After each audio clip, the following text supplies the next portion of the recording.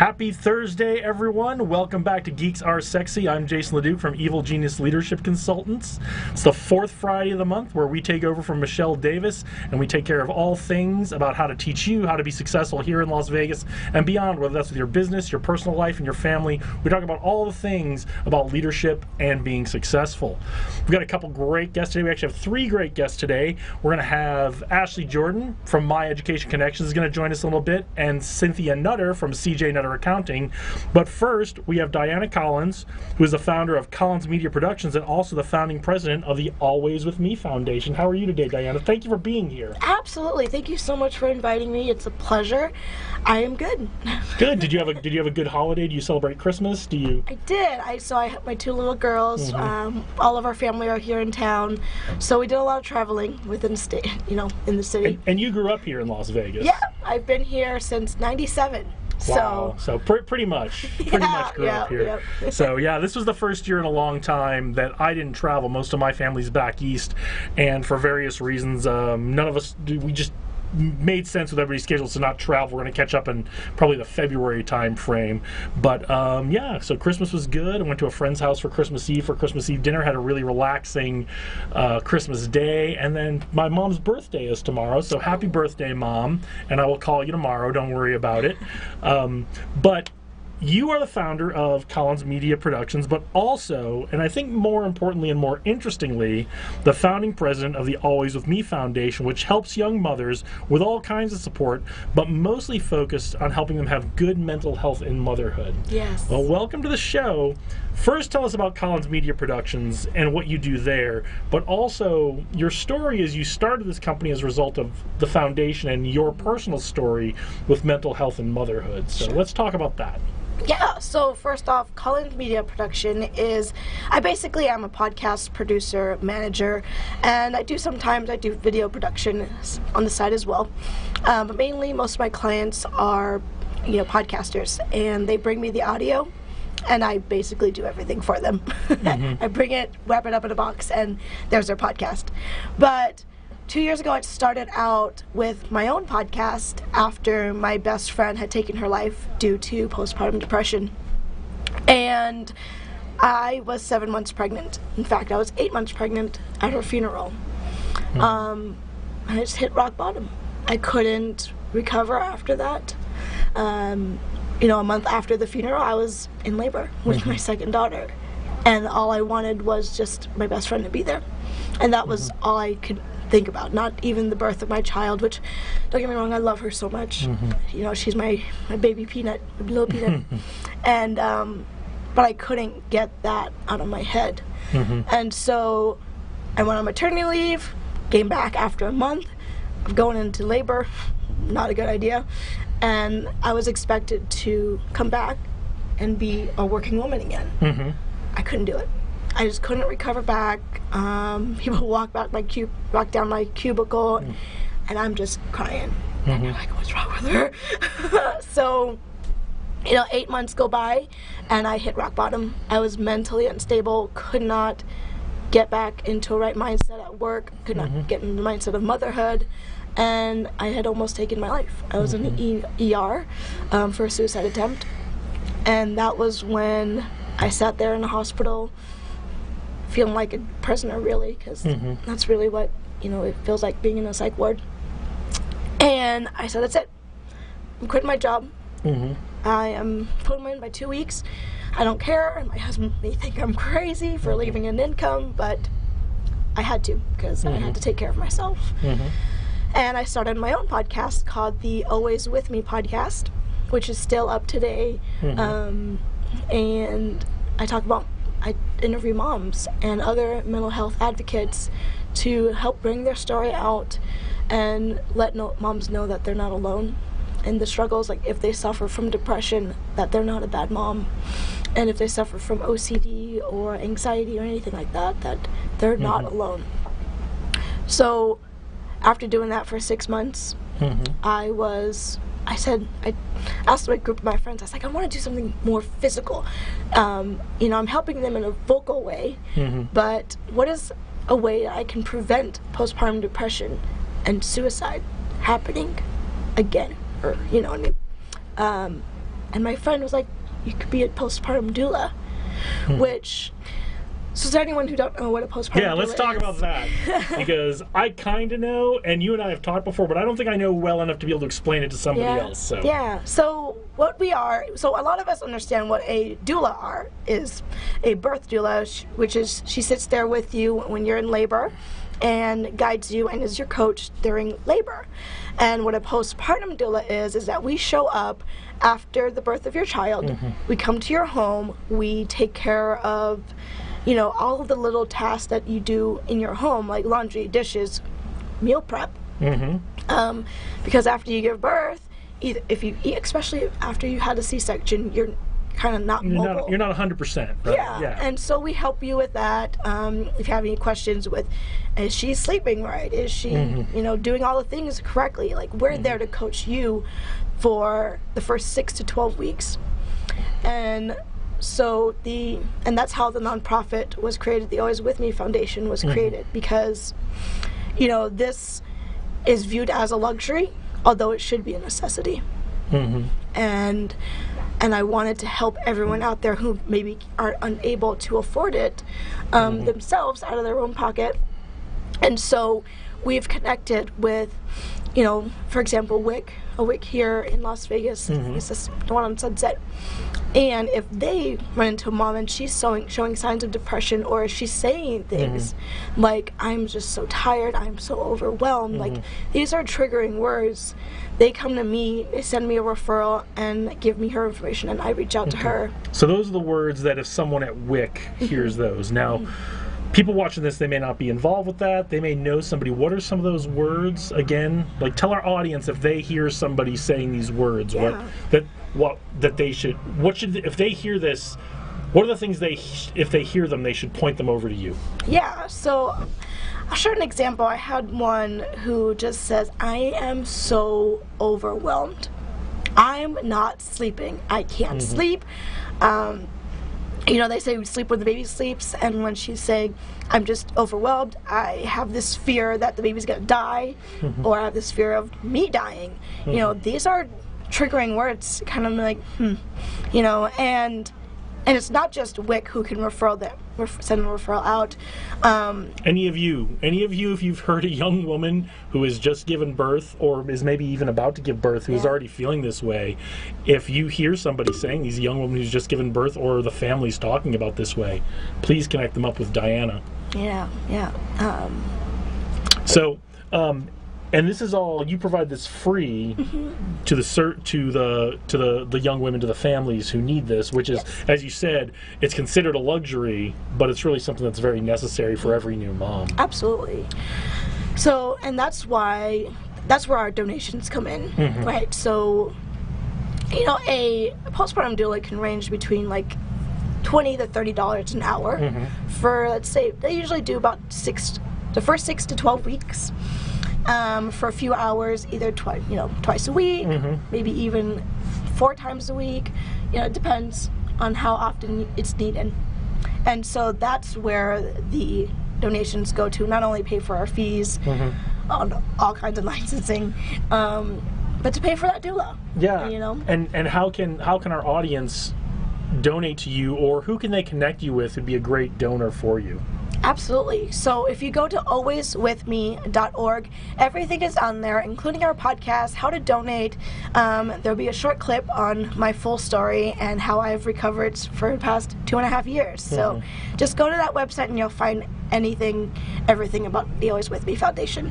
That's great. And one last thing I want to talk about, it's not just the in-home service that you provide, you have an online support group that you do for women as well. Can you tell us a little bit about that, and how people, if they're not ready to come ask for that kind of help, but maybe get involved in the online support group, how can they find that? Yeah, so it's also on the website, but it's on Facebook, so you search Facebook groups, and it's called Mommy Tribe with Always With Me.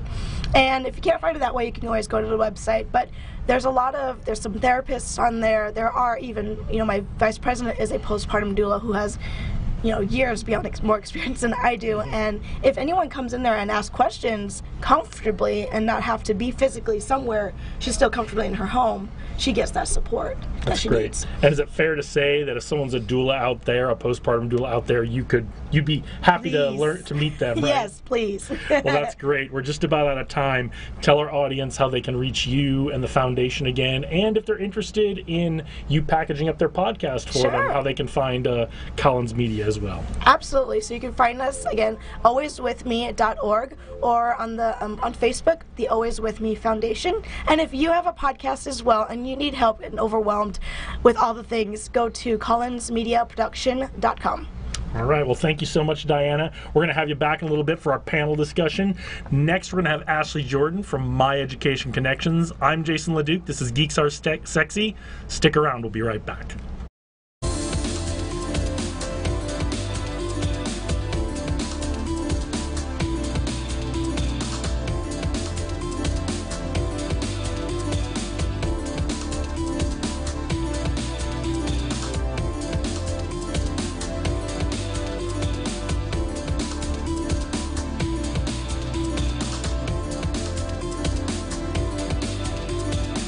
Racing Experience, named for the racing veteran and 3-time champion, packs big racing action into extremely fast, high-performance karts that let you battle the other competitors side by side, just inches off the ground. Though the Las Vegas Strip provides a glittering backdrop, to the drivers at Gene Wood's Racing Experience, the blinking lights are all a blur. Behind the wheel of the high-performance karts, you'll zip around the half-mile track at speeds faster than other standard racing karts' top speeds. Drivers learn to commandeer the speedy karts through an instructional video before they are let loose onto the curving track for 10 heart-pounding laps. We are located at 121 East Sunset Boulevard in Las Vegas, Nevada.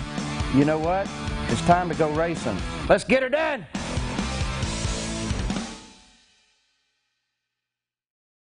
Hi, I'm Daylin Woods. Welcome to Woods Family Sandwiches.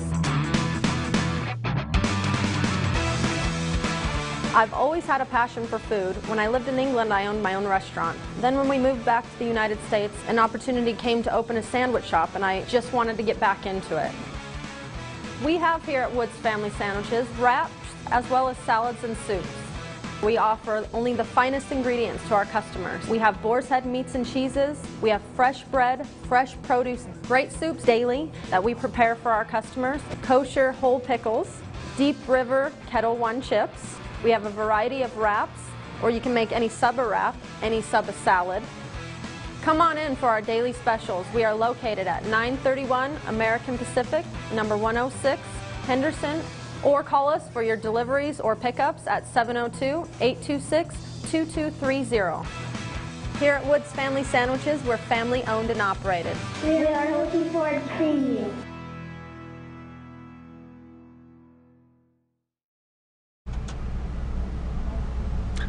Welcome back to Geeks Are Sexy. I'm Jason LeDuc. This is the 4th Thursday of the month here in Las Vegas. It's a pretty cloudy day here in Las Vegas today. It's wintertime here, but we're back. We're here talking with Ashley Jordan, the founder of My Education Connections.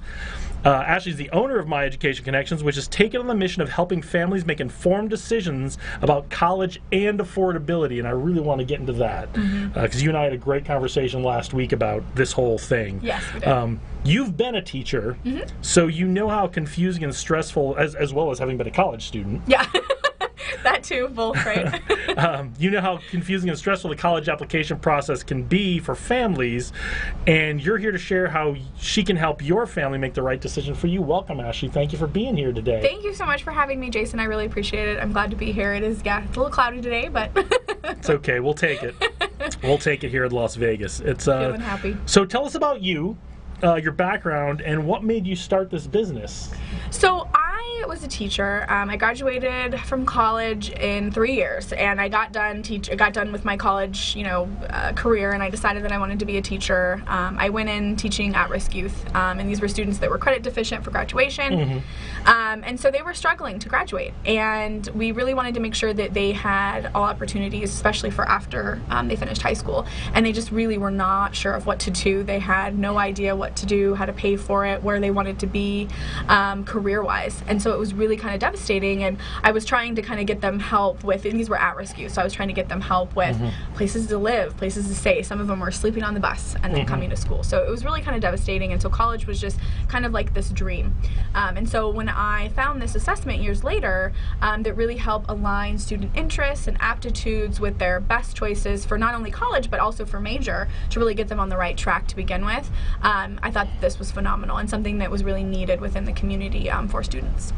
And that's something that you bring to this that I don't know if it's unique, but it's very impressive the way you bring these science-based assessments into helping kids figure out what their options are. Maybe not what the one right path for them is, but exactly. what are those branches on that path they could take? Can you tell us a little bit about these assessments and how they help you help families? Right. So our assessments were actually developed by psychometricians at Baylor University.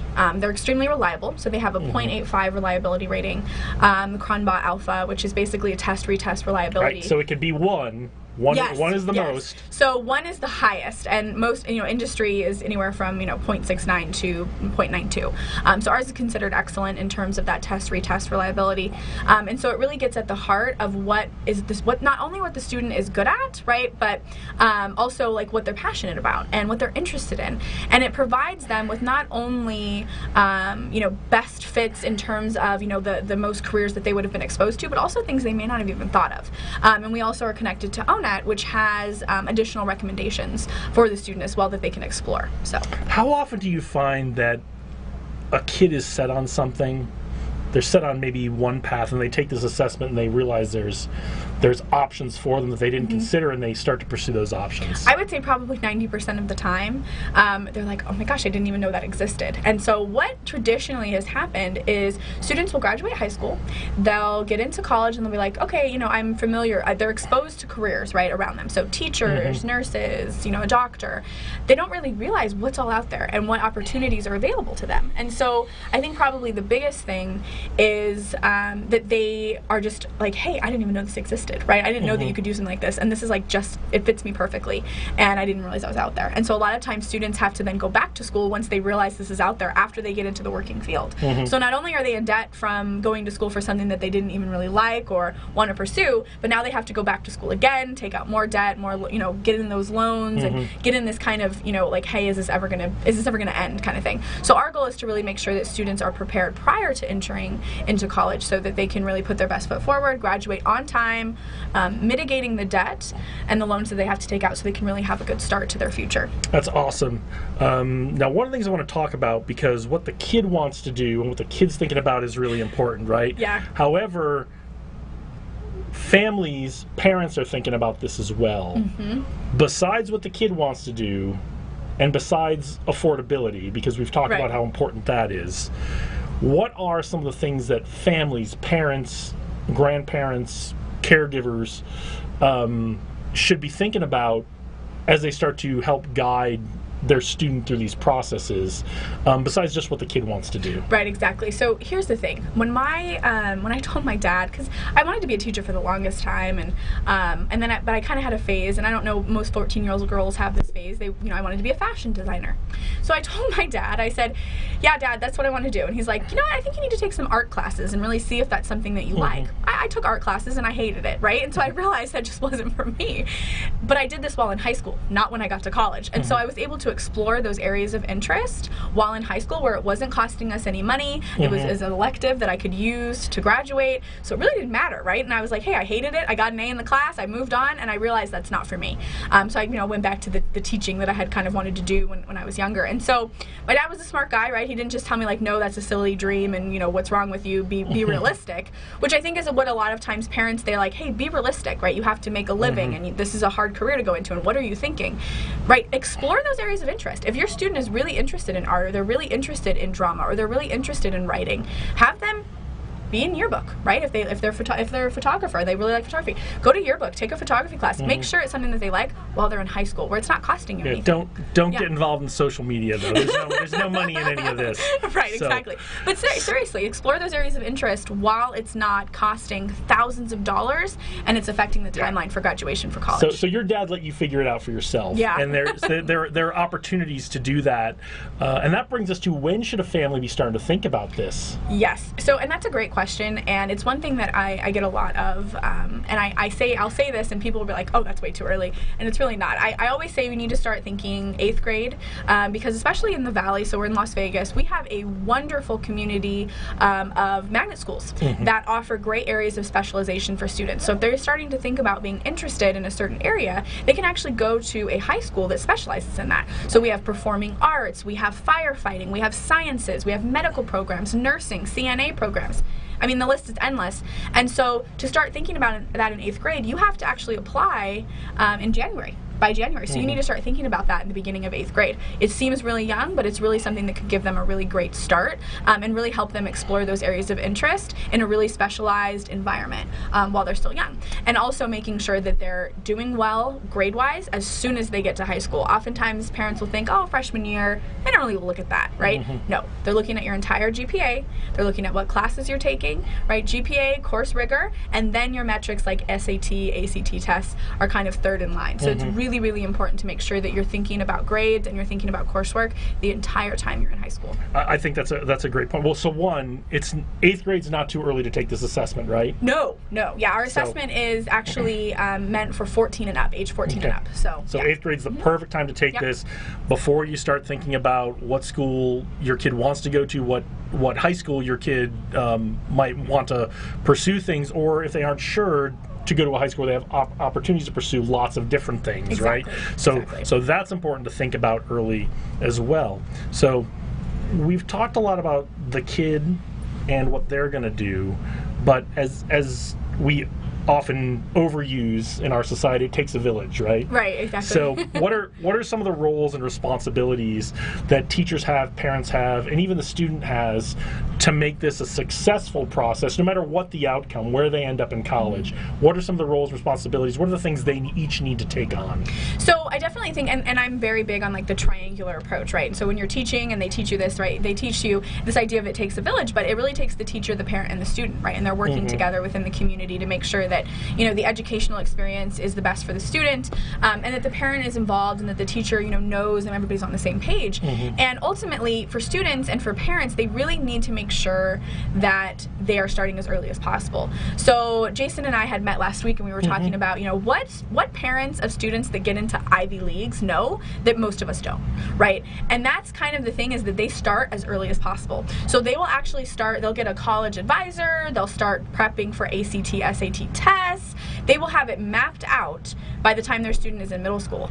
And it's kind of crazy to think about, but that's really what we should be doing. By 8th grade, we should be thinking about what high school, but also we should be looking at, okay, over this summer, let's start prepping for these standardized tests that really, unfortunately, determine a lot of our students' future and their ability to get acceptance into schools. And there's a way to do this smartly, where you can keep options open, do the steps you need to take, but still let your kid be a kid. Oh too, yeah, right? Absolutely. Right. So I don't want anyone to get the impression that we're talking about, okay, let's drive these kids into the ground.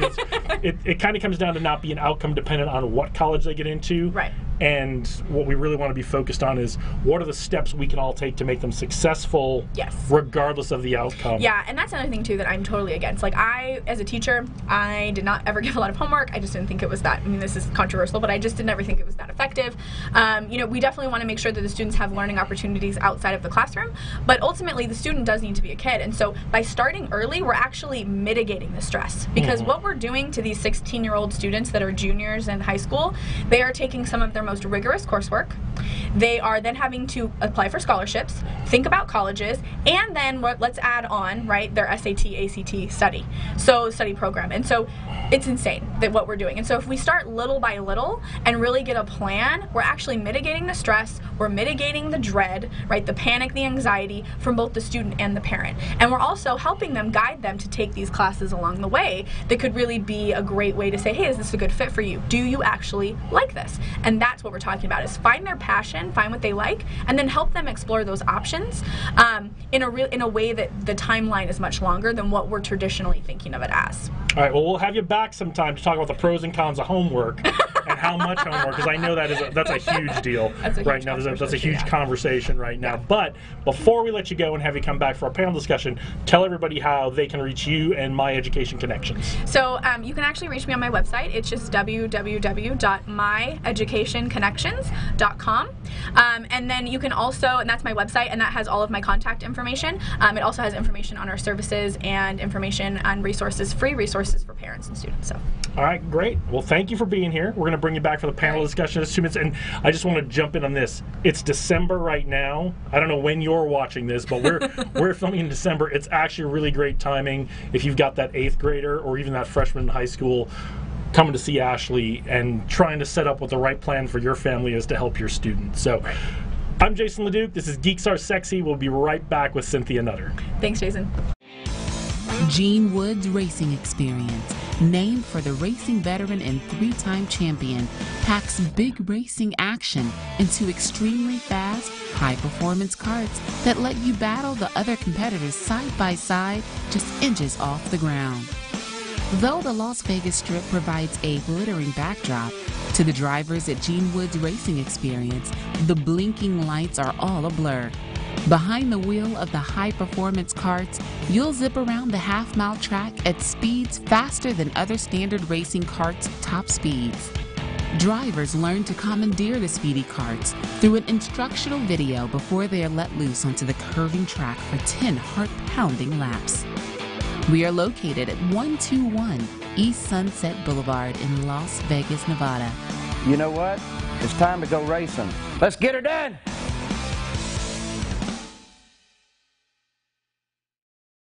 Hi, I'm Daylin Woods. Welcome to Woods Family Sandwiches. I've always had a passion for food. When I lived in England, I owned my own restaurant. Then when we moved back to the United States, an opportunity came to open a sandwich shop, and I just wanted to get back into it. We have here at Woods Family Sandwiches wraps as well as salads and soups.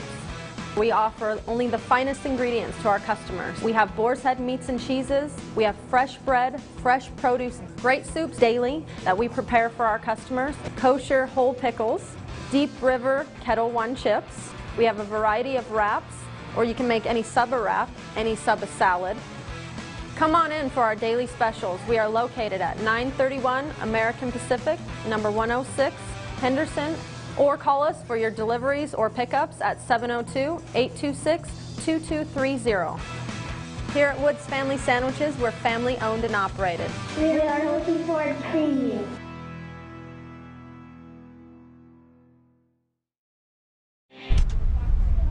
Welcome back to Geeks Are Sexy. I'm Jason LeDuc, your host for the fourth Thursday. I got it right this time. Last time I said Friday. The fourth Thursday of every month, taking over for Michelle Davis on the show. We're back with my good friend Cynthia Nutter.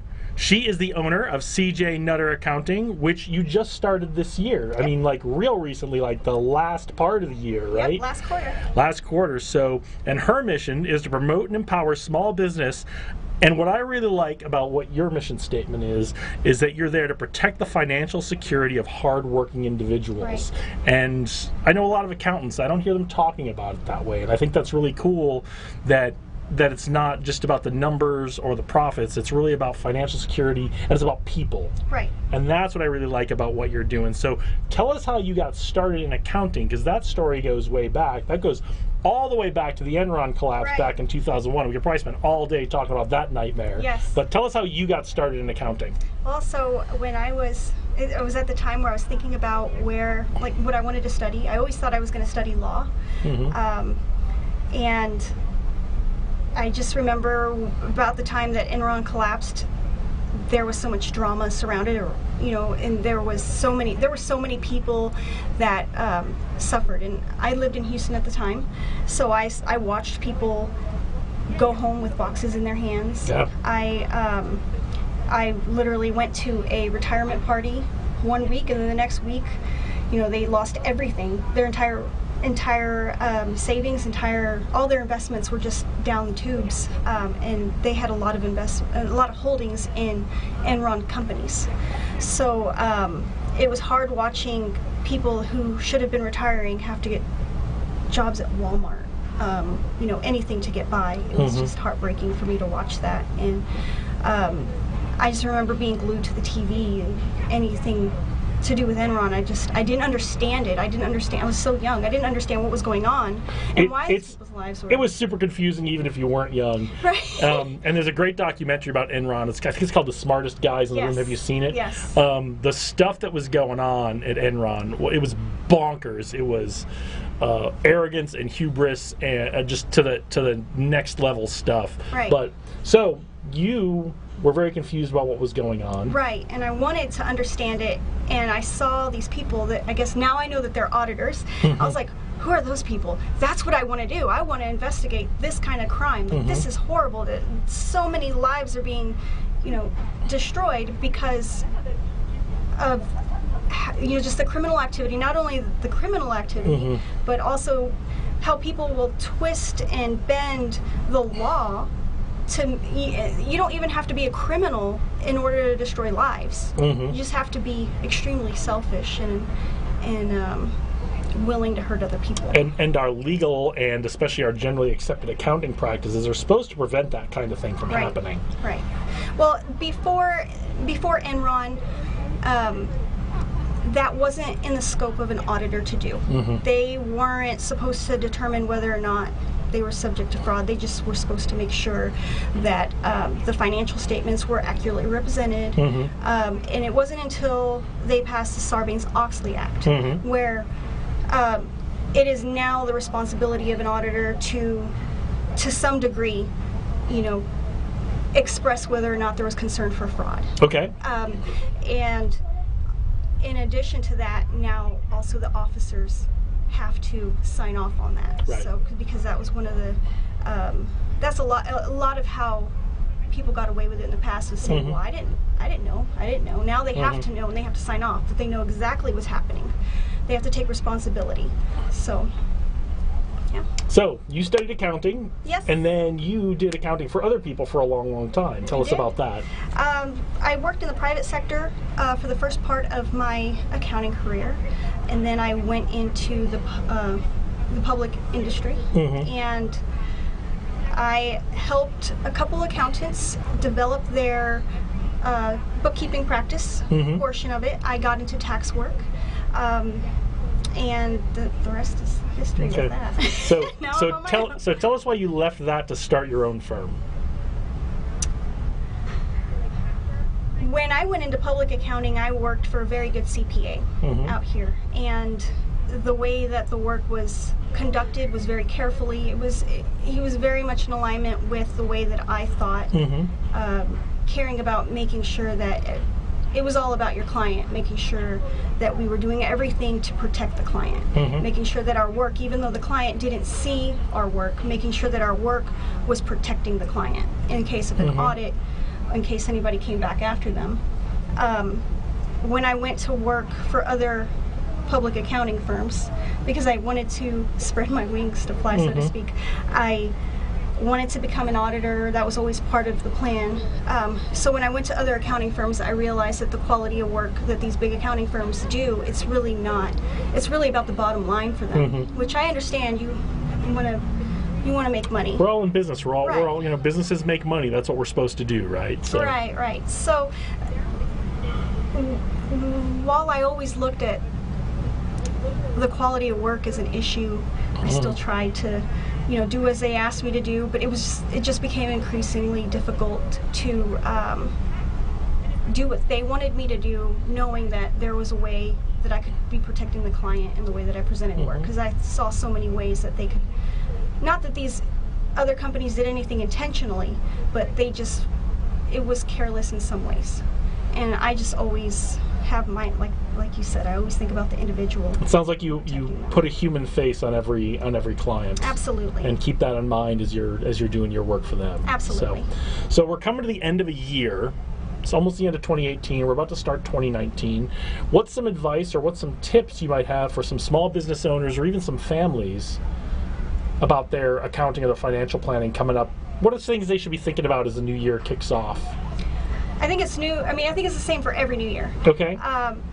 Get your books in order. Get your books in line. Make sure that you're on top of it sooner than later. You know, and that way your CPA, your accountant, can get through the tax season smoothly with you. Okay. Yeah, I would just say get everything. So what does that mean to get books in line? Like, what are some of the common mistakes, some of the common gotchas that you see when a small business owner? Well, one is probably if you're a small business owner and March comes around and you're like, here, do my taxes. You're probably already behind the curve, right? Right. So what else do you see? What are some of the gotchas that small business owners, especially new small business owners, might have for their first year of going through taxes as a small business? Wow. I guess just not having your bookkeeping done for the year. If you wait till the last minute to get it done, it's going to take longer, and your CPA is going to have to do. Somebody has to put in the work. Right. And so if you can go through a bookkeeper like myself, you can go through. I also do taxes, but if you utilize somebody throughout the year, you prevent yourself from getting the surcharge at the beginning of the following year. Right. So keep your books current. Right. Keep them clean, it sounds like. Save those receipts. Yep. And you can do that digitally now, right? You can save all that digitally. You don't have to have all this paper hanging around. Right. So keep your books current. Keep them clean. Keep them up to date. Right. Because you can do that yourself if you're so inclined to. If not, absolutely find someone to do that for you, right? Right. You're much better off spending a little money than you are spending time driving yourself crazy. But make sure that's done, because when it does come, when it comes to your taxes, especially this time of year, if that's not already done, the accountant's going to bill you for doing all that work to get them cleaned up. So, Any other financial tips or accounting tips for us for 2019? I would say that a lot of business owners that I see have a hard time distinguishing the difference between the federal tax laws and the local tax laws. Okay, yeah, really important. That is very important. One example is, if you have employees. The federal government has their outline for what they consider an employee, and then the state has their outline. The state's usually going to be a little bit more stringent. Especially if you're in California. If you're watching this in California, changes this year. So right. So a lot of what business owners do is they pay attention to the federal law, and they're like, okay, it's an employee, so I can pay them as a contractor and avoid paying employee taxes.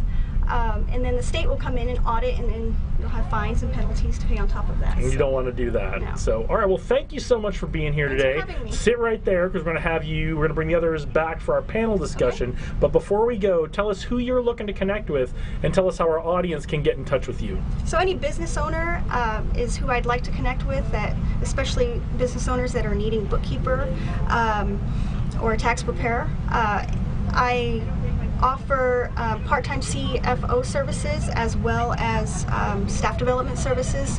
So anybody who already has an established bookkeeping department in their business who might need somebody to come in who's experienced and knows how the services should present, I also help their staff learn the bookkeeping processes. I like to also, let's see, who else? People like this guy who do business consulting. Yeah, I'm always looking to connect with people. So, but it's not about me today. But thank you so much for being here. Yeah. We're gonna come back in just a few minutes with our panel discussion. I'm Jason LeDuc. This is Geeks Are Sexy. We'll be right back.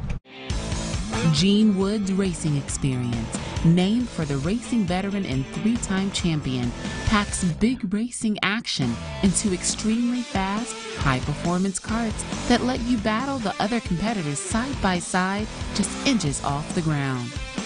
Though the Las Vegas Strip provides a glittering backdrop, to the drivers at Gene Woods Racing Experience, the blinking lights are all a blur. Behind the wheel of the high-performance carts, you'll zip around the half-mile track at speeds faster than other standard racing carts' top speeds. Drivers learn to commandeer the speedy carts through an instructional video before they are let loose onto the curving track for 10 heart-pounding laps. We are located at 121 East Sunset Boulevard in Las Vegas, Nevada. You know what? It's time to go racing. Let's get her done!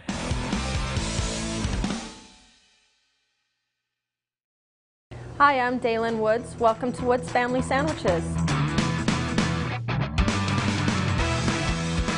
I've always had a passion for food. When I lived in England, I owned my own restaurant. Then when we moved back to the United States, an opportunity came to open a sandwich shop, and I just wanted to get back into it. We have here at Woods Family Sandwiches wraps as well as salads and soups. We offer only the finest ingredients to our customers. We have Boar's Head meats and cheeses. We have fresh bread, fresh produce, great soups daily that we prepare for our customers, kosher whole pickles, Deep River Kettle One chips. We have a variety of wraps, or you can make any sub a wrap, any sub a salad. Come on in for our daily specials. We are located at 931 American Pacific, number 106, Henderson, or call us for your deliveries or pickups at 702-826-2230. Here at Woods Family Sandwiches, we're family owned and operated. We are looking forward to seeing you.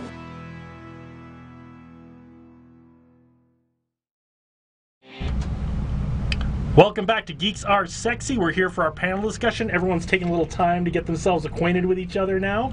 We didn't get to talk much before we came on the air with the first segment, but we brought Diana, Ashley, and Cynthia all back. And what I like to do with the panel discussion is it's great to talk about our individual businesses, the individual things that we're working on, but I like to also try to find some themes between our guests and figure out some of those lessons that you all have to help our viewers be successful and to take those lessons and apply them in their own lives. So it can be difficult to find themes. It wasn't too hard for you guys. Last month was a little harder trying to find themes between the guests, but you're all really in the business of helping people with significant and complex events in their lives. That requires helping people to set goals. And that's not something people always want help with, right? Mm-hmm. So, Diana, how do you help people? How do you help the young women, the young mothers that you're helping with the foundation? How do you help them set goals? For me, it's really meeting them. And to follow through on them, because that's really important. Like, we can set all the goals we want, but if we're not going to follow through, it doesn't really matter, right? Yeah. I think for me, it's meeting them where they're at, as in their motherhood. If they're uncomfortable, or say, I guess for example, if they, like my kid won't sleep, right? I will introduce a whole bunch of options. You know, you can try this, try this.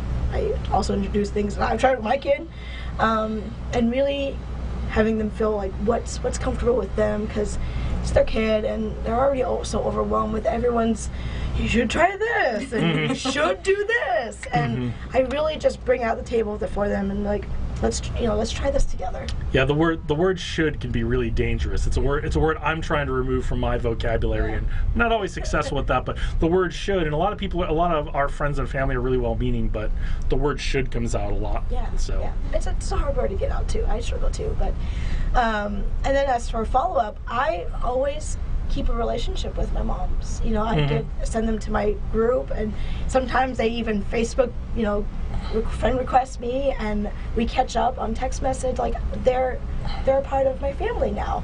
And if they ever feel like they're trapped somewhere, they come to me and either come to my support group online, or they text me like, I'm really struggling in this area. Can you help me? That's cool. Really, so really just making yourself available and giving them some options, letting them make choices is one of your approaches to helping them follow through on the very important goal of raising their children, right? Yep. So, Ashley, how about you? How do you help your students, and how do you help the parents? Because I'm interested in that side of the equation as well. So definitely goals need to be, and like as a teacher, like we would always have goal setting with students, and so goals need to be specific and they need to be measurable, especially when you're talking about your education, you know. So we want to make sure that we have specific goals that they can then achieve, right? So that they're measurable in the sense that what does that mean that we've achieved that goal? So we want to sit down with the student and the parent together and make sure that their goals are aligned, because that's a really big thing, like we had talked about in our segment, that sometimes the student's goal for their life is a little different from what the parents perceive for their child, right? And so we want to make sure that the goals are aligned, because that will make for a much easier progression to really move towards those goals and achieving those goals. So really talking to them and getting on the same page, and making sure that the student is aware of what steps are required, because you can set all of the goals in the world, but you want to make sure that they're measurable in the sense that, okay, this is what I need you to achieve this year, this is what I need you to do next year, this is what I need you to do throughout high school, and this is where you need to be, 5 years, 10 years down the road. So making sure that we have all of that together is important, and that they're aligned is important. Okay, cool. Cynthia, how do you help your clients? Your world is a little bit different, right? But they still need to have goals as well. Right. How do you approach that with one of your bookkeeping or accounting clients, especially if you're doing that virtual CFO kind of stuff? Sure. Well, it depends on what the goal is in mind. If it's accounting, then I obviously can lay out a plan for them to help them get in line with exactly where they need to be. It's pretty basic, as far as, you need 1 + 1 should equal 2. Yeah, But, you hope, right? when it comes to actually setting goals for the future, for the expansion of their business, etc., I connect them with people who can help them with their vision, who can help them, because I do accounting. So I don't do the business planning for them. I don't do their business consulting, so to speak. So I connect them with people who have the expertise to help them. I think one of the most dangerous things to do is to lead on or to pretend or to fool yourself into thinking that you are a one-man show and that you can do everything. I think people can get hurt in the long run if you don't look for other people with that different expertise. Yeah, everybody needs a team around them, even if it's just your personal support network. Exactly. It's the very rare person I found who can do it all themselves, and there are some, but that brings me to what you brought up, is that sometimes we're not in the right role to figure out what the goal should be for someone. As a business coach, as a business consultant, this is something I find I have to be really careful of, is I try not to lead the witness, right, into what I think their goal should be. And I think that's probably something that you actually probably see a lot, or probably have to be very careful of when you get to know a student, you see their potential. How do you help them set a goal without leading the witness? It's such a careful balance too, because fortunately we have scientific objective data that we can base on, like, hey, this is stuff that you're interested in, but you're also really good at this, right? And this is something to think about. But yeah, it's definitely difficult, because if I see, and as a teacher too, like when I see potential, I really try to encourage that potential, but it may not necessarily be something that the student really wants to do, right? It may not be something that they're passionate about. So yeah, it's trying to be objective and trying to ask questions where I'm trying to remain as objective as possible, right? So what makes you interested in that? Where do you see yourself, right? How are you going to make that happen? And then why? Like, what is your major why question? And that's one of the things that I'm constantly talking to my clients about with their supplemental essays, their Common App essay for colleges, is what's your why? Like, why do you want to do this? Why do you care? Why is this your passion? Why are you interested in this? And what's your why? How does that why translate into a purpose? I bet that's something you have to work with the parents a lot too, because I bet the parents are doing a lot of leading the witness with the kid. Well, yeah, because and here's the thing, and parents, and this is absolutely important, but most of the parents I talk to are concerned about salaries. That's their main goal. Students are completely not, because they've always, up to that point, they've been taken care of by their parents. Their parents have paid the bills, bought the groceries, bought the clothes, right? And so that has been the parents' concern about money. Is my student going to make money with this degree? Right, because the student has to take care of the parents eventually. It's a very real concern. Yeah, it is. And no, but it is, and it's a concern for the parent, because they want their student to be able to lead their best life, and ultimately money is what makes the world go round. And so they want to make sure that their student is going to be well taken care of, and that they can eat, and that they're not going to be housing them at 35. And so that's a concern. Looking at you, millennials. And I'm a millennial, and I can tell you, I was very big on making sure I moved out of my parents' house, but some aren't, so. Some don't even want to drive. It's true. It's so true. I actually read a really fascinating article in Forbes today about millennials, and now that a lot of the data's in, millennial behavior does not appear to be that much different in the workplace, or off by a couple of percentage points from the Gen Xers and the baby boomers, but really not all that different. So send your cards and letters to WCOBM about how I'm wrong about that. Before we go, we are at the end of the year. What is something that each of you want to accomplish coming up in 2019, and what have you already done to get started on it? Because I think that's really important. For me, it's to come out as a motivational speaker and to, talk more about my story, share my story out. And what I've done before the year started is brought back my podcast. It's been quiet for about a year because motherhood and entrepreneurship, but I really I felt like my voice has been, kind of hiding, and I'm coming out there more and just sharing in a way of how I healed, because I've been afraid to do that. All right, well, if you have an organization, you're looking for an inspirational speaker and an inspirational story, contact Diana. So how about you, Ashley? So I think my goal this year, so I work with at-risk youth as well, so I don't just work with, parents and students that want, the service for their child, but I also work with students that really need help, that need our service, that really don't even know what opportunities are out there for them. And so my goal is to really reach out to more businesses and try to get sponsorship for these students. Okay. So, yeah. Awesome. Cynthia, something you want to do in 2019, and what have you done to get started? Well, my business is so green. I have so many goals. I want to obviously expand my clientele. I would like to finish my CPA licensing. I'm already halfway there as far as taking the exam. And I know you've been doing a ton of studying for that. So. I have. It's been ridiculous. But when I get a passing score, I can't believe it. So yeah, it'll be worth it. So I'd like to finish my CPA. I think I'm on track for finishing that this year. And then other than that, just growing my clientele. All right, great. Yeah. Well, we are out of time. So before we go, I'd like each of you to tell the audience one more time, and you for the first time. So we'll start with you so I don't forget how they can reach you.